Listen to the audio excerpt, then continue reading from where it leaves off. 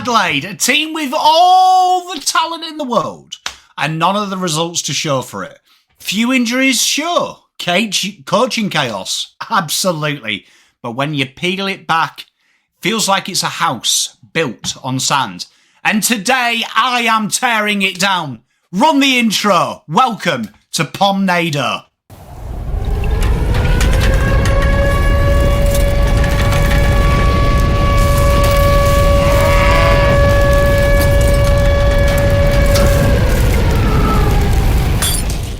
Right, folks, grab your rain jackets, buckle in, because the forecast over at Alberton is grim.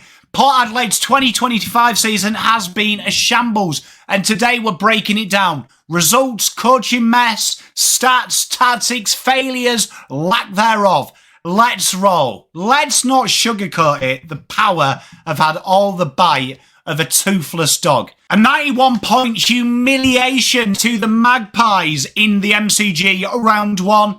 They got a 72-point win against the toothless Tigers, but then a 12-point loss to Essendon, and they were right back in the bin after thinking they were back. This is a side that just feels like it can't keep continuous solid weeks. The first round against Collingwood, it was so easy to beat them. They looked lifeless. Yes, they beat up on Richmond, but we did talk about Richmond did produce an awful lot of scoring shots. And then against Essendon, they folded quicker than laundry on speed dial. It was really poor. The continuity of this side year on year just seems to baffle you. In season, they can get some really good sparks, but when it counts, it feels like there is absolute no spark, no chance of starting a fire. It's like trying to start a fire in a hurricane. It is constantly blowing down. And that leads us on to the coach, Ken Hinkley, the man, the myth, the legend, probably the most confusing coaching handover of all time. Ken Hinkley came out at the start of the year and Port Adelaide said Josh Carr is the successor.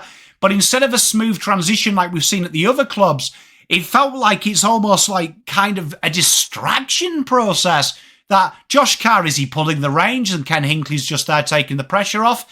It feels like it's not right cohesive with it. And who's running the show? What's the messaging? Are 22 players going out there on any given Sunday with direction and they're impressing Hinkley? Are they impressing Carr? What's Carr's involvement? It feels like you've got a GPS and it says at the next left, in 500 metres, take the exit. But maybe that exit, maybe it's the next exit. They just kind of keep changing it as you get there. It's continually 500 metres. It's almost like they know they're going to turn a corner, but they don't know where the corner is. And it feels like they're waiting for the right time to bring Josh Carr in. It doesn't make any sense. And it's creating confusion because these three games we've seen are three different game plans. And we talk about the game plans. It used to be a feared territory game, Port Adelaide. Pressure footy, get it forward, lock it in, strangle the life out of you. Now the only thing that feels strangled is the structure itself. They can't lock the ball inside 50. The clearances are pedestrian. The transition game is slower than a pensioner on a Zimmer frame. Defensively, it's leaky. Offensively, it's wasteful. And in the middle, it's meh. Even when you've got players like Wines, who's going into the latter stage of his career, Connor Rosie, it's undone by a lack of shape and a lack of support. They're running blind with the rest of the team just kind of clinging on. It's a state of sadness to me. And when you look, the inside 50s versus Essendon, 45 to 59, 15 fewer scoring shots, 41 to 57 in tackles, less pressure. The disposals were the same, but Port didn't do anything with it. It's like giving someone a Lamborghini and reversing it into a ditch. It feels really fascinating when you watch them. And the painting in the pictures at the minute of what Port are about is really, really scary. You don't know what they stand for anymore. It's really fascinating. You look at the stoppage and it's in the lower portion of scores for. The turnover game, it's mid-table. The defensive half is second in the league, but the forward half is bottom too. And then when you look at that in the terms of differential, it's genuinely scary. The forward half is bottom. You look at the defensive half, it's gone to mid-table because they can't get that forward pressure. And the turning over game is the bottom echelons of the AFL. It's a fascinating thing that they have no control, no clue. And I think this list has become more well-rounded, even with the loss of Dan Houston. I feel like they've got some things. Round 1, they looked cooked by three-quarter time. Round 3, they were second to every contest. It's not just effort, it also feels like conditioning and fitness is an issue with this football club that prides itself on it. You look at the game that they played against Richmond as well. They conceded 23 scoring shots. They can't run out times. They can't maintain intensity. And they have zero control. It feels like it's literally playing on vibes. The fade-outs are becoming predictable, and this tells you everything about it. It even existed in the pre-season. The standards at Port seem higgledy-piggledy. And then let's get into the players. Asava Ratikalia, Brendan Zerk-Thatcher were supposed to reinforce this backline. Instead, they've turned out to be budget umbrellas in a wind tunnel. Poor positioning, poor decision-making. There seems no cohesion or chemistry. It's like they've only just met 5 minutes before the bounce. And then you look at Lukosius.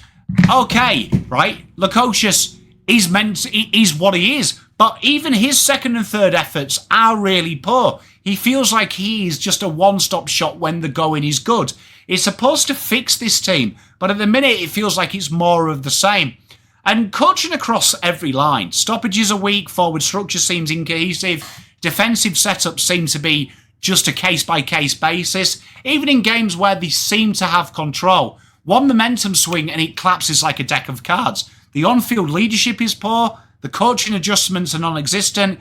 It's watching the same problems loop every week. It's like what we've seen with Port over the last 3 or 4 years, but it's getting progressively worse.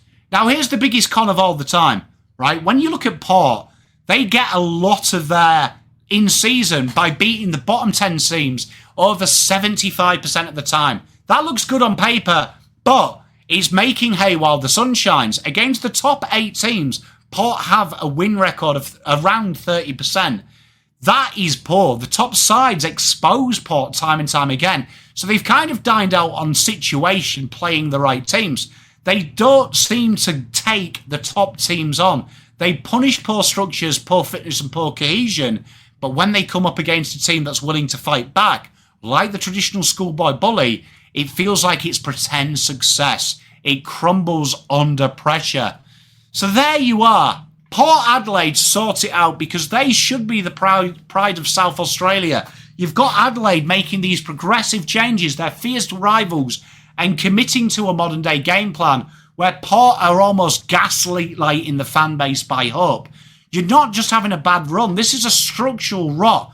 And for me, Josh Carr needs to be given the reins and be divine football intervention now. Break the cycle. Stop shying away from it. Confront it, because I feel this list is better than what it's putting out.